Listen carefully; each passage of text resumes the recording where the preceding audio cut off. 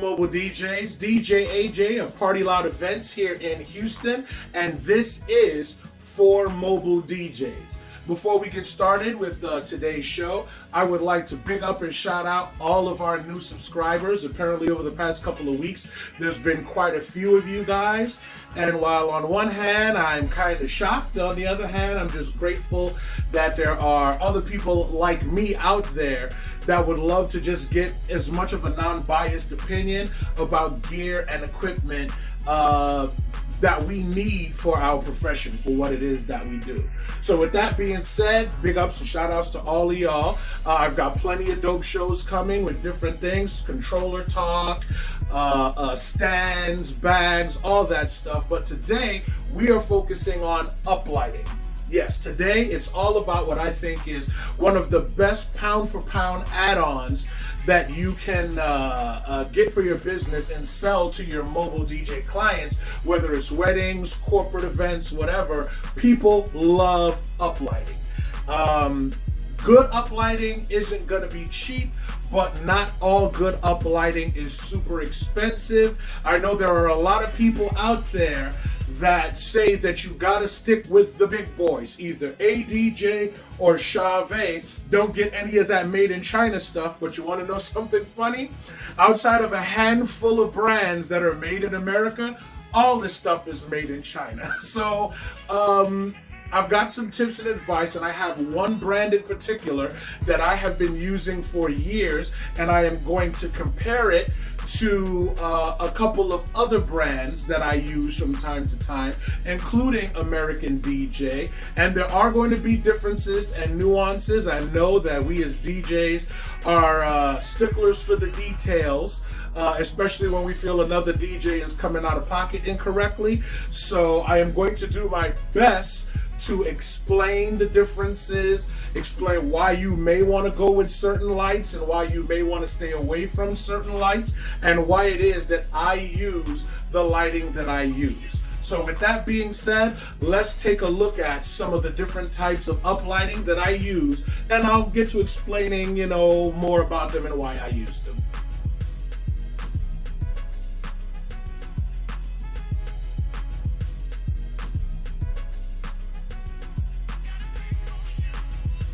All right, guys, these are the 4 lights that we are going to be looking at today. Starting off at the far left, we have the ADJ Power Profile Plus. The plus designation is that little light that you see in the center. That is a UV light. Next to that, going towards our right, we have the ADJ Mega GoPar 64 Plus. Slightly bigger light. Next to that, we have the Rainbow Smart 2 Mini. Really do like that light. I'll tell you why later. And then we have my big boy, the light that I use more often than any other light. It is the Add-ons Professional Lighting RGBAW 9 bulb. There's no special designation name for it that I know of. I just know that it's 9 bulbs, Add-ons Professional, and it does RGBAW, no UV. So these are the 4 lights that we're going to dive into. Right now, let's go ahead and I guess switch over and start with the ADJ Power Profile Plus. All right, so let's start off with the top view of the Power Profile Plus.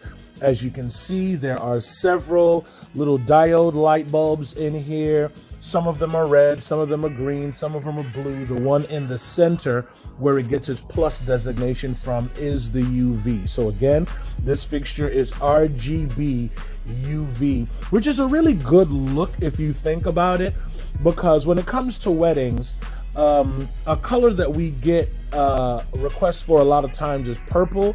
And while you can do purple, a good purple with other colors, it helps to have that UV. I'd be lying if I said it didn't. It just does.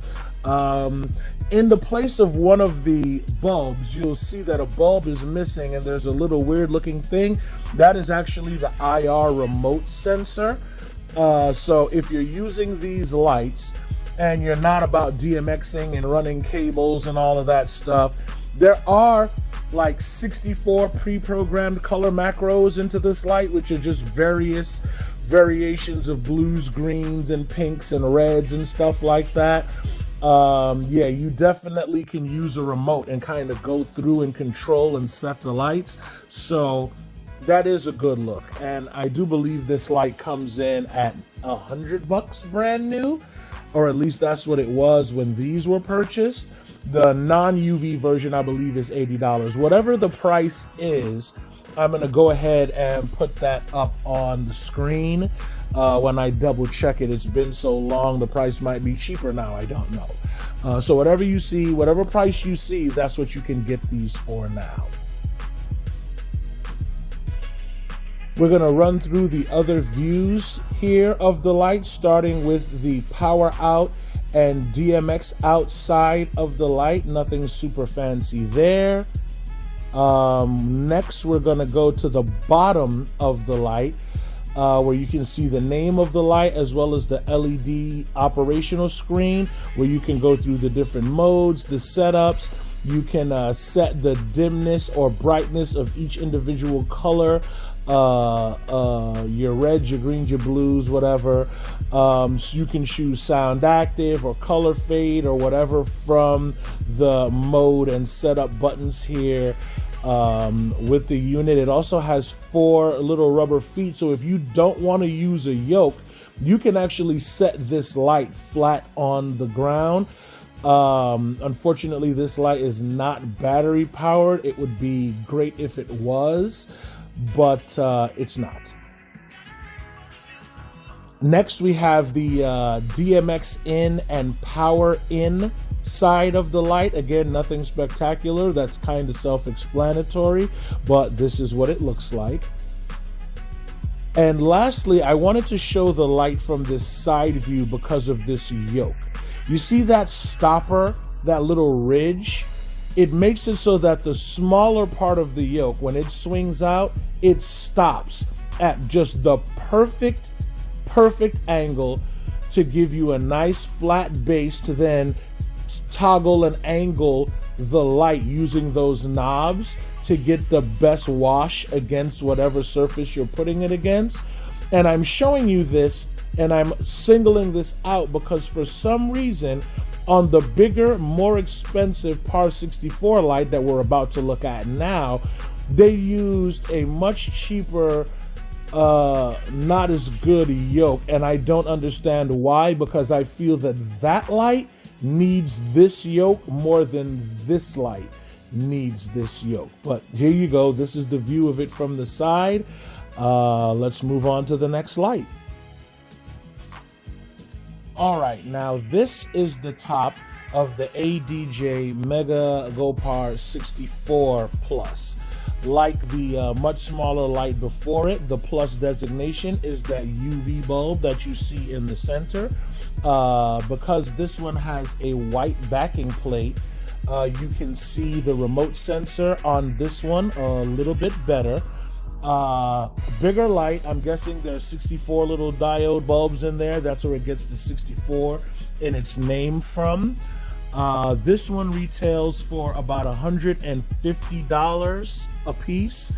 And the reason for the upgrade on this one is actually, you can see it clear on the next photo here. When we look at the bottom of the light, this light is not only bigger than the Par Profile Plus, but it is battery powered. It's still the same RGB UV layout, but this one does have a very good battery inside of it. This light lasts very long. On the bottom half, you can see the battery switch and the load on off switch. These are used for charging slash obviously operational purposes, turning the light on and off.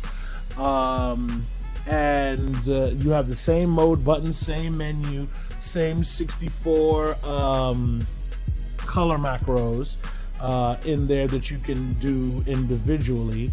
But if we switch over here, look at this yoke. It's just not as good. It's just not as good of a yoke. It makes it so that the light, if those knobs aren't tightened down, will, sink, or if somebody touches it, it pushes down and it goes down, and it's just not as good.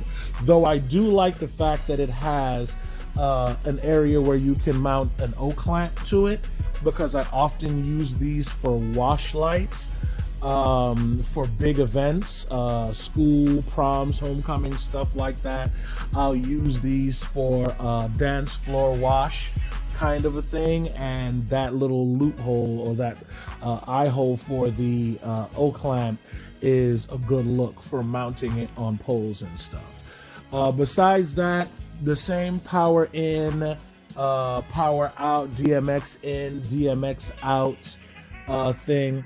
I did, however, want to zoom in real quick on the quality of this light. Like I said, very cheaply made, right? This light costs $150, and there's a lot of plastic on this light, and you have to be careful, which, if we're being honest, we're just not really that careful, especially at the end of the night. Well, you know what? Let me take that back. I'm not really that careful all the time when it comes to handling these lights, because sometimes it's been a long night. You've got the venue, they're rushing you to get out the door. Yes, it took me 3 hours to set this up, but for some reason they think I'm gonna get out of here in 45 minutes to an hour. And sometimes, to just be non-confrontational, you kind of just slap these things around a little bit, and these lights are not built for that abuse, just so we're clear. If you're gonna get these lights, know that you have to, deal with them with a much softer touch than you would some of the other lights I'm about to show. The next light on the list is the Rainbow Smart Mini 2. I would like to say from the outset that overall, this is my favorite light of the bunch. Even though this light is not my light, it is my favorite light of the bunch for a couple of reasons. I'll get into those later. Right now, let's just look at it. At the top, you can see we've got 6 tri-LED style bulbs. And the term tri-LED comes from when these bulbs, this style of bulb first came out, they only would put the RGB lighting in these. There was not like RGB, AW, UV, all of that. So you got tri-LED, I guess was the name that stuck with it, or at least that's what I always used to hear them called back in the day when this style of uplighting or bulb first came out. At the top there in the center, you can see a remote sensor. These lights do come with IR remote, so if you're not using them wireless DMX wise, I think there's like 30 color macros to this light. It's not a very big light, as you saw from the comparison picture. It's actually not that much bigger than the Power Profile Plus in surface area, but it packs so much more. As we go to the next photo here, you'll see what I'm talking about. This is my favorite part of this light. A full-on LCD screen where there's no abbreviations. I mean, there's some abbreviations. You see DMX, address, da-da-da. But when you go through the menu, like, brightness is the word brightness. There's a full, explanation of the Wi-Fi signal and the battery power. It's all there. There's no guessing what does this mean and what does that mean. It's very, very easy to navigate, and it makes using these lights a joy, a breeze. This is one of the things that I like about this light, even over my own Atkins professional lights. I just absolutely, positively love this screen. On the flip side, we have one panel that has the on and off switch, the power in, and the DMX in and out. The interesting thing about this light is there's no power jumping on this light. There's no power output to jump to another fixture or whatever. What you see right here is what you get, folks. You get, DMX in, DMX out, power in, and the on and off switch, but yeah, no jumper. If you go to the other side, there is a light that shows you when your wireless DMX is engaged, and there's a fan for ventilation purposes. And if you look, you will see this light actually has the exact same yoke, style yoke, as the ADJ Par Profile Plus, which I think is super dope. Yet another thing that I like about this light very, very much. On the bottom of the light, there's just some vent holes and a couple of really small rubber feet, which also makes it so that if you're not using the yoke, like if you wanted to use this light inside of a totem or something like that, or just as an uplight without a yoke on it because you don't feel the need to angle it in any way or shape or form, you can sit this light flat on the ground. You just, again, this is not a light you want anywhere near water with all those holes in the bottom of it. It's a wrap. It will be a wrap. On the other side, we have another fan, and what you see in that little slot there is a tucked away antenna, and I absolutely, positively love this about this light. 9 times out of 10, you don't need to take that antenna out of there. Your range is normally fine with it tucked in there like that. But if you need a little bit extra, you set the light up in place, you reach in there, you pop that thing out, you get a little bit better reception because of it. But for transporting and moving on a daily basis, your antenna will not get bent up and destroyed like my original Atkins Professional lights did. I absolutely, positively love this light. Now, another thing that I like about this light over even my own Atkins Professional lights is I plan to switch over to the ADJ My DMX Go, and this light has a profile on the ADJ My DMX Go software. So if you wanted to do like me, do away with the DMX board and switch over to an app to run it, not only do you get the app for free, but when you purchase the My DMX Go unit for whatever, 250, whatever it is, I don't remember at the moment, this light is set up in there. It's already laid out, so you should have great and easy wireless control over this light with that system. And my Atkins Professional lights are not in there. I would have to build and create a profile. This is already set up and good to go in there, and that is one of the other things I love about the Rainbow Lights Smart 2 Mini RGB AW UV. You can get these for, I think my boy Noro said that he got these for somewhere between 180 and 200 bucks a piece. When he got them, he might have caught them on a sale. I'm not sure what the exact price is. Matter of fact, I'm going to look it up and I will put what I find them selling for sure on the screen. So whatever price you see on the screen, that's what you can get this particular light for right now. Last but not least, we have my big boys. Okay, these are the Atkins Professional Series 1 RGB-AW 9 bulb. Now, I know there may be a different name that Atkins calls them, but I've had these lights since 2016 and I have no idea what it is. So just for now, just call them the Atkins 9 bulb. Super bright light, obviously with the 9 tri-LED bulbs on there. Only RGB-AW.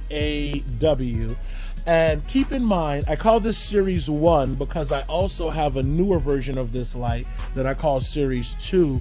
And the main difference in it is the antenna placement. I'll show you that in a second.